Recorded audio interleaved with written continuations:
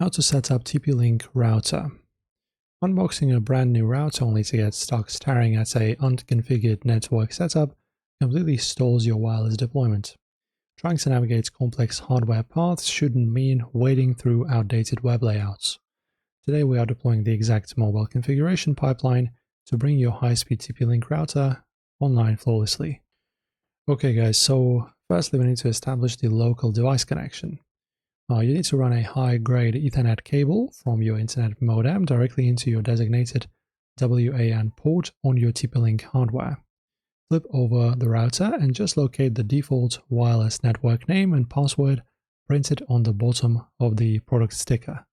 Navigate straight to your smartphone's system Wi-Fi preferences, select that specific network, and type in the default security key. Once bound, open the TP-Link Tether app on your phone. Shift your focus down to the local devices and tap straight onto your detected router icon. There should be one. With the interface active, create a secure local login password. When prompted, to log down your administrator backend. And then guys, we can just follow this, what's on the screen. So just connect it. Then when you firstly launch it, firstly launch your browser, firstly launch your router. As you can see, just choose the time zone, self-explanatory.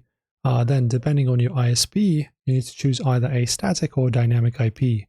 If you use the old ISP, which is the non-fiber, in certain countries, PPPoE should be used as well. Then select connection type, once again. Then as you can see, your username and password, ISP profile, a MAC address, just leave this alone. Use the default strings here. Then just choose your bands, right? So Wi-Fi bands. So if you want to enable Smart Connect to have both 2.4 and 5 GHz bands enable. If you just want one, you can later just disable 2.4, for example, and stay on the high speed one. Then just test the connection. That should take a little time. If there are any updates for the router's firmware at the time, make sure to always update.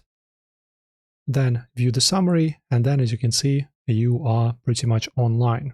So the most important setup is just physical, right? So that your wires are connected properly, and firmware and software is not that hard to set up. So now your workflows and your connection is completely streamlined. If this video helped, like and subscribe.